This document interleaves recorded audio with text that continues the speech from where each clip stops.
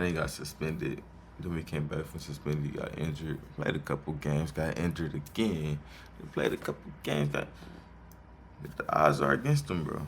Yo, what to do, YouTube, man? I'm not want to waste time, so we're going to get straight into it. Today, we about to reacting to the Ja Morant era is officially over. Now, me personally, I don't believe that. I just felt like, okay, he had certain injuries, and then he recently got injured to some fuck shit. He did that shit on purpose, let's be honest. But let's see what they're talking about. I don't believe that. I truthfully don't believe that. You look at where the league is now, who do they need to make the face of the league? Who should Stephen A. be talking about day by day? Is Ja Morant, can Ja Morant become one of those guys in Memphis? In general, I think our advice to the league would be just put all of your stuff behind Ja right now. It's a good bet. So, Sal, can Ja Morant be the face of the league? Yes, he can, and yes, he will become. That's a stretch.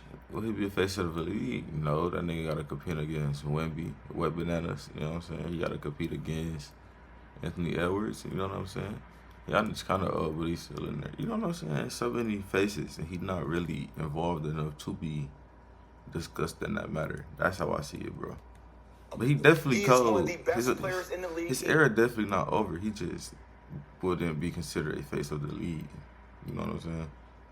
Top 10, and he still has a legit chance to be that guy for the entire NBA if he continues to play at this level. Shawty is the face of the league, man. Is he? No. Don't nobody want to give, man. You go in the hood, you go back to the the face of the league. Yeah, man. These little kids, they want to be on some Ja, Anthony Edwards. I'm seeing them in more commercials it's now. Ja, Anthony Edwards, and look at Memphis. Memphis, what, number 2? 131 to 80, baby. I wouldn't say a face of the league. Largest playoff win in franchise history, largest game 1 win in NBA playoff history. It's over.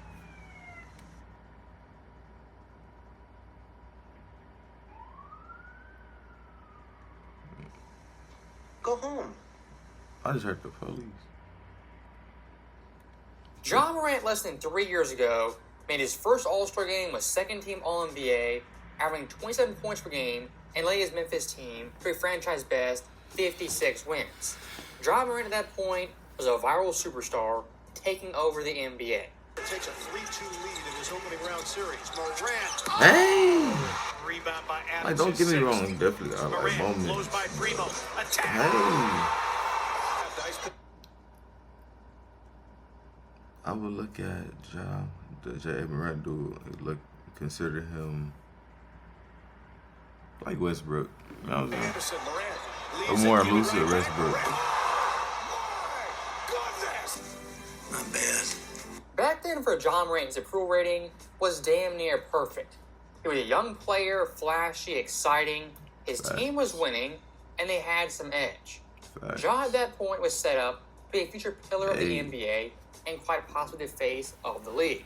And the game for me where Ja Morant kind of put himself on the map, was a legit mega superstar, was Game 2 versus the Warriors in 2022. Ja Morant in this game had 47 points, took over, got the W to tie the series 1-1. He was special. Ja Morant in Game 2 versus the Warriors had never been better, and since then has not been better. They tried to blame, what's that nigga name, bro? Dylan Brooks for this shit, which is crazy to me. As looking at that very same series, they tried to blame Dylan Brooks for the loss. Ja Morant will get hurt, leave that game. Never mind. Was that against the Lakers or the Warriors?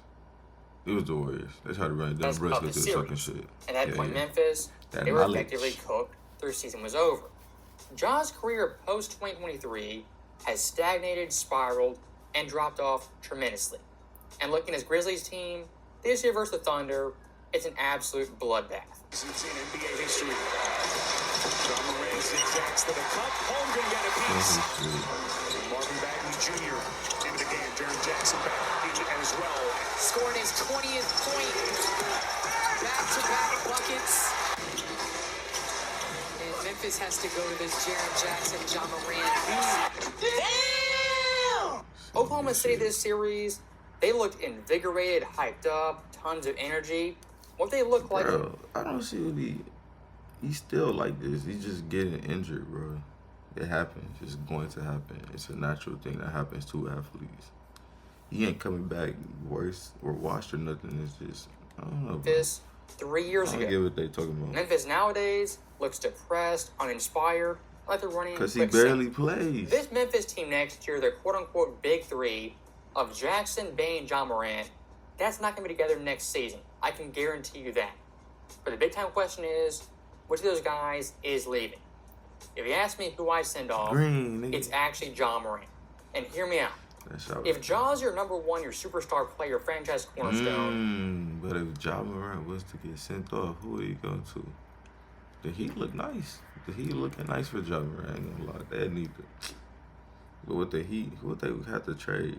They wouldn't trade Tyler Hero. They ain't gonna trade that nigga. But who would they trade? Bam Adebayo? Nah, that's 3 bigs. I don't know, bro. Where does that get you? That'd be interesting, though. For a championship player, legit number one option, the baseline requirement for that player is to be available, play games, and healthy for their team as much as possible. Ja Morant can't even do that. This guy's injuries, they're not really big-time injuries that take you out for months at a time. Ja's injuries are knick-knack injuries, like a finger, a pulled muscle, hamstring, shoulder. Just these nagging injuries that go on all season.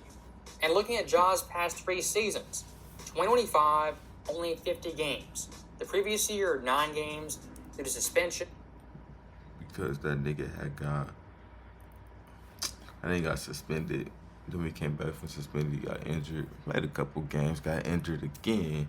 He played a couple games. The odds are against him, bro. But also injury. And 2023, only 61. The most games Ja's ever played in a season came back in 2020. Considering that there's 82 games in a season, 82 or 81, one of them.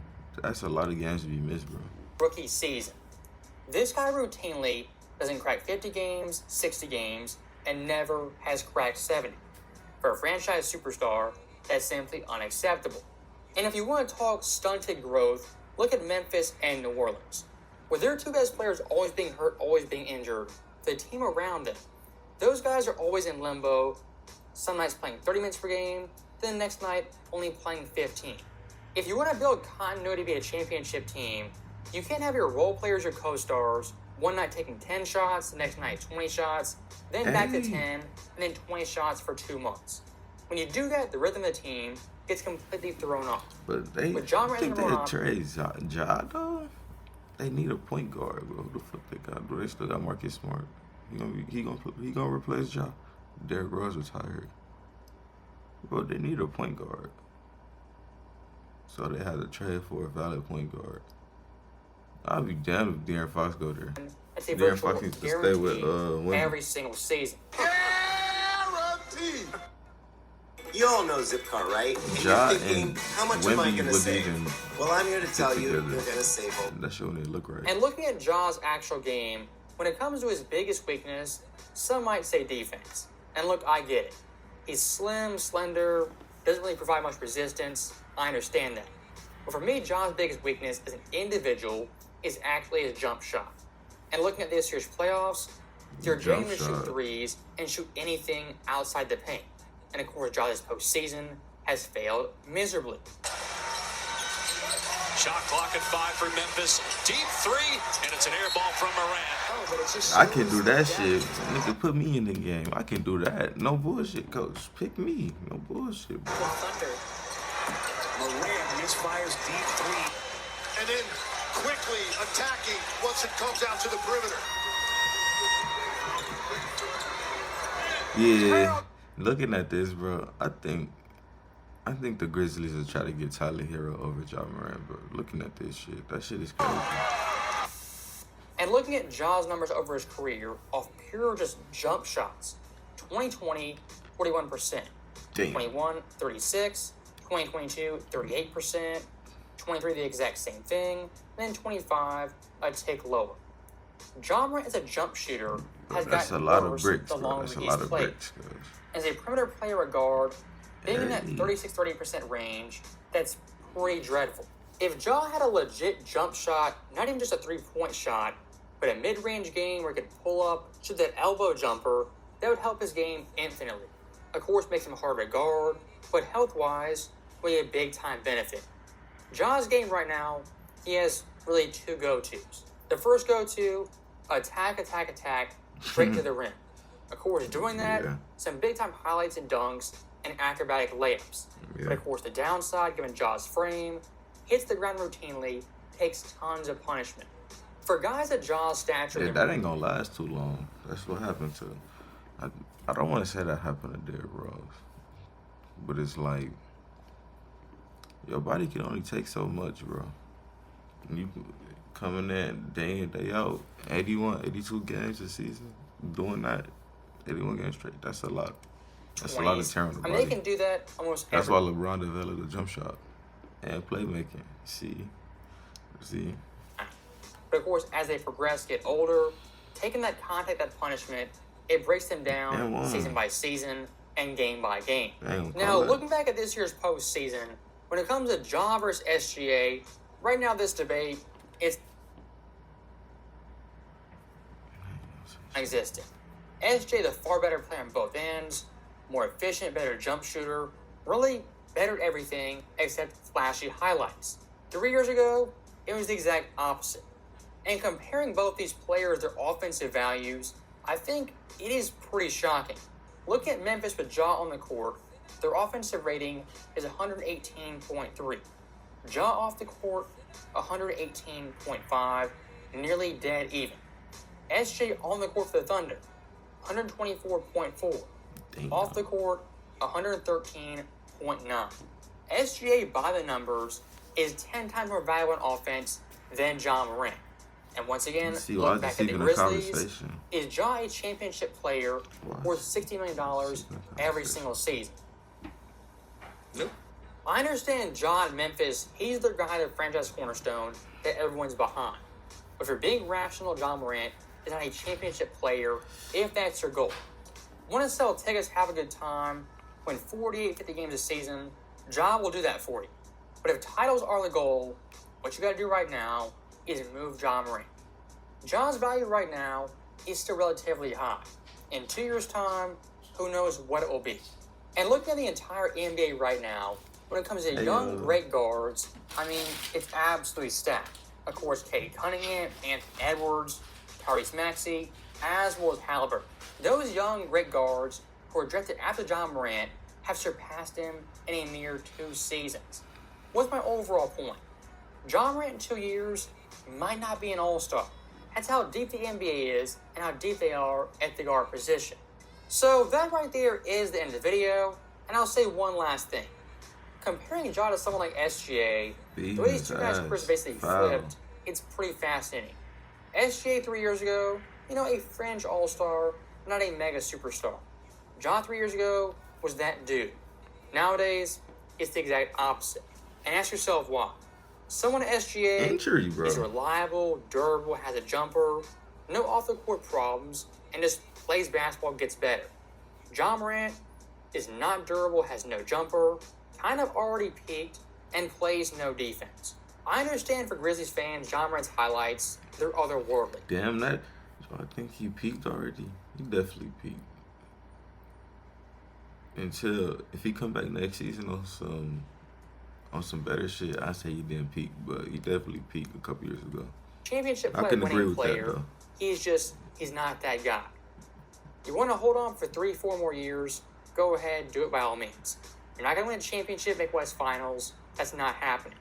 With Ja as your number one option, all we're going to be is a highlight reel on the NBA's top 100. As always, thank you guys for watching. Hope you enjoyed it. I'll see you next time. Hey, what y'all think about that? Damn. That shit was right there the whole time. I should have been deleted that. Yo, I think the Ja era is over. No, I don't think I ain't gonna say he's gonna be a face of the league, but is he washed? No, he just injured, bro. It happens. Look at the greats that got injured and still prospered in the end. You got the Dwayne Wade, we got the Kobe Bryants of the world, we have the Currys of the world. It happens, bro. LeBron, he often gets injured because he's old in age. But no, let me know what y'all think down in the comments below. Is Ja Morant washed? I don't think he is.